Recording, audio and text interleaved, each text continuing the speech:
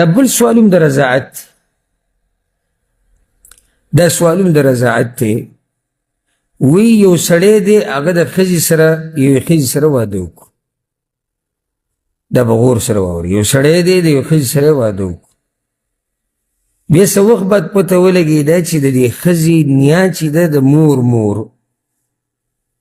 هغې دې هلک له پی ورکړي دي 1 کال د دې ښځې چا نیا د مور د طرف نه، یعنې د مور پی ورکړي دي د دې ښځې د خاوند له 1 کال، او هغه بوډۍ وه، هغه نیا څه وه؟ بوډۍ وه، او پی وله ورکړي دي، او خاوند یې د ډېر وخت نه مړ و. سوال ته سوچ کوئ ټول، د دې بوډۍ خاوند د ډېر وخت نه مخکې مړ دی. سوال دا دی چې دا نکاح صحیح ده او که نه؟ الجواب، لږ ساعت مخکې ما تاسو ته دا وویل چې دا مسله د قرآن او د حدیث نه ثابته ده چې یحرم من الرضاع ما یحرم من النسب. قرآن او حدیث دا مسله ثابته ده چې په رضاعت سره هغه رشتې حرامیږي کمې چې په نسب سره حرامې دي. دا مسله قرآن کې مشته، قرآن کې دغه دي که نه، وامهاتکم اللاتی ارضعنکم واخواتکم من رضاع، او حدیث کې دا دي. نو څومره محرمات چې دغه دي کې دننه هغه دننه په دې کې دننه راشي، یا هغه محارم څومره چې محارم دي هغه ټول په دې کې دننه رالو، څومره چې محارم دي هغه ټول په دې کې دننه رالو. لکه مور، رضاعي مور دا پتا حرامه ده، رضاعي لور پتا باندې حرامه ده، رضاعي خور پتا باندې حرامه ده، رضاعي رویره پتا باندې حرامه ده، رضاعي خورزه پتا حرامه ده، رضاعي ترور پتا حرامه ده، رضاعي خاله پتا باندې حرامه ده. اوس راځو دې مسئلې ده. دا یو سړی دی چې د ښځې د نیا پیس کړي دي د مور د طرف نه، څومره یې کړي دي؟ 1 کال. او حدیث کې څو پیرې راغلي؟ 15 پیرې. چې 15 پیرې وسکي په 2 کاله کې دننه یا د 15 نه زیات، نو دلته حرمت ثابت شو. او دلته خو 1 کال ورکړي دي، نو چې 1 کال یې پیس کړي د دې زنانه، نو دی د دې زنانه څه شو؟ زوی شو. د دې زنانه د دې ښځې د چا نه چې سکلي وي د هغې زوی شو. نو چې د هغې زوی شو، نو دا کومه جنۍ چې ده ورسره واده کړی د هغې څه شو؟ د هغې ماما شو، که نه؟ که نه شو؟ ماما شو. مسله اوس څه ده بله؟ بوډۍ ده او خاوند یې ډېر وخت نه مړ دی. یاده کوي دا خبره، دا بله فایده یاده کوي.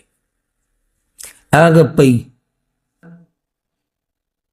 چې زنانه کې راشي او وري کې د ماشوم له او خاوند یې مړي، د دې پیو سره حرمت ثابتېږي. بلکې بعض علماو له دا ویل، او دا تحقیقي کول دی، که بلکل څوک ورسره میلاو شوي نه وي او پی پکې رالو وري کړو، نو د دې سره حرمت ثابتېږي. څه اشکال شته دلته؟ څه اشکال شته چا سره؟ کومه ښځه چې واده شوې نه وي، نو د هغې داسې میې راتلی شي؟ اشکال دا دی. او چې خاوند یې مړ شوی ډېر وخت نه، دا هم اشکال دی. یاده کوي دا خبره. قانون دا دی چې خاوند یې مړ دی د ډېر وخت نه، یا واده شوي نه ده.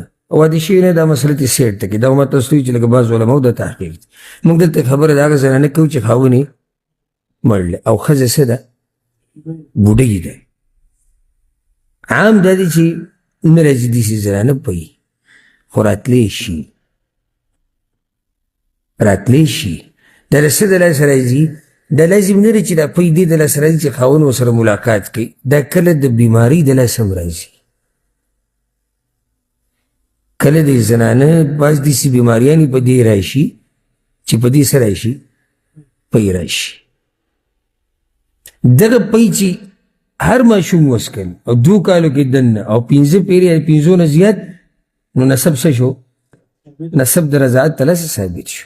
اوس یې پوه شوئ دا کیدی شي او شوي دي دا ناممکنه نه ده، خو داسې دي چې عموما نه کېږي، خو کیدی شي نه ناممکنه نه ده. مشره ښځې او خاونې مړي یا خاونې یي کله نه کله د هغې دغې شان پی راشي د بدن د څه مسلې د لاسه یا هسې او دا پی ماشوم وسکل که لږ او که ډېر خو چې 5 پیري 2 کالو کې دننه ماشوم نو دې سره حرمت ثابتېږي. نو مسله څه شوه د دې سړي دپاره دا ښځه حرامه ده. ولې حرامه ده؟ ځکه چې دی خورزه کېږي. بارک الله فیکم.